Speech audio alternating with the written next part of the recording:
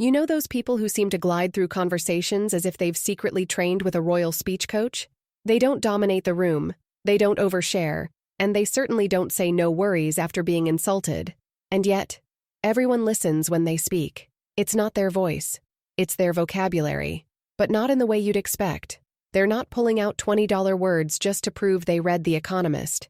They're using simple words, deliberately chosen ones, that do something powerful. They signal confidence, refinement, and emotional intelligence, without a single brag. Today, I'm going to show you the subtle word swaps classy people make on purpose, and why they're more powerful than any TED Talk tip you've seen. Let's begin. Number 1. Instead of whatever, they say, that's an option. We've all heard the whatever dismissal. It's short, sharp, and usually followed by someone slamming a car door or muting the Zoom call. But refined communicators? They diffuse that entire vibe with a phrase that's both neutral and quietly biting. That's an option. It sounds polite, until you realize it's actually a velvet-gloved refusal. It acknowledges what was said, leaves room for dignity, but gently steps aside. I once heard a woman at a dinner party respond to a suggestion involving karaoke and tequila shots with a smiling, "Well, that's certainly an option." Nobody argued after that. Number 2. Instead of "I don't care," they say, "It's not my preference." This one's criminally underrated. Saying "I don't care" might feel efficient, but it lands like a shrug to the soul.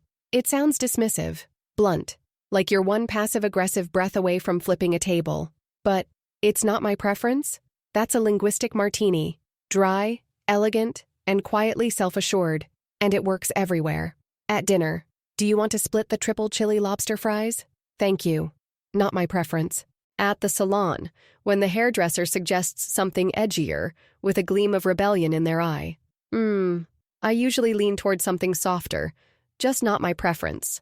But where it really shines, unsolicited advice. You know the type.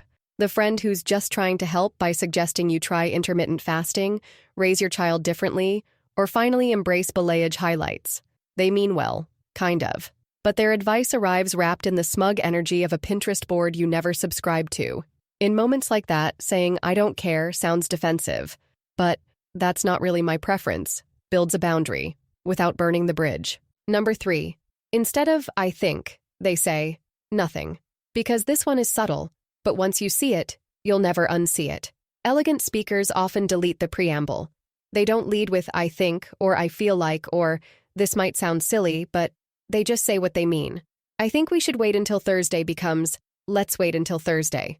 It sounds calm, decisive, not pushy, but grounded. You'll notice the shift immediately, but what's fascinating is how you'll start noticing when others don't do it. And once that awareness kicks in, you'll want to learn how they do it so naturally. I'll show you in point 6. But first, let's go deeper. Number 4. Instead of "calm down," they say, "let's take a moment." Calm down is universally hated. No one in the history of stress has calmed down because someone said "calm down." Graceful people know this. They also know how to de-escalate without sounding like a hostage negotiator. They use phrases like, "let's take a breath," "let's pause for a moment," "maybe we revisit this in a bit." It's not passive, it's strategic, and that's the theme here. None of these phrases are fancy. They're just smart, disarming, and beautifully boring, until you realize how much power they carry. Number 5. Instead of "you made me feel," they say, "when that happened, I felt." Here's the trick elegant people use when emotions get complicated. They take responsibility for how they feel, without turning it into blame. "You made me feel stupid" becomes, "when that happened, I felt a bit dismissed." See the difference? One is a jab, the other is an invitation. Classy communication isn't about hiding your emotions. It's about owning them with precision. That's what makes it feel safe and strong at the same time. It's the conversational equivalent of wearing silk armor. Number 6. Instead of "sorry I'm late," they say, "thank you for waiting." This one feels like black belt etiquette. Apologizing isn't wrong, but elegant people know that over-apologizing can start to feel sticky, like you're making your lateness the center of attention. Instead, they flip the script. "Thank you for waiting." It shifts the focus from guilt to gratitude.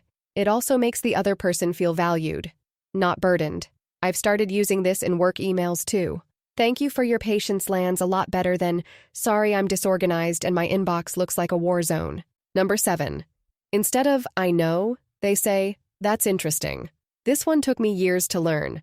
Saying I know when someone shares something can come off as dismissive, like you're trying to one-up them. Or worse, say, this isn't new to me. But elegant speakers don't compete. They invite. When someone tells them something they already know, they say things like, that's interesting. I've heard something similar. What was your take? It keeps the energy open instead of shutting it down. And in a world where most people are just waiting for their turn to talk, being the one who keeps the conversation alive, that's rare air. Number 8. Instead of, you're wrong, they say, I see it differently. This one's subtle. It's not about pretending everyone's right. It's about avoiding the ego collision that makes people dig in even harder. Elegant communicators never start a sentence with, actually. They say things like, that's one way to look at it. I interpreted that differently. I may have misunderstood. Here's how I saw it. It sounds collaborative, even if you're completely disagreeing.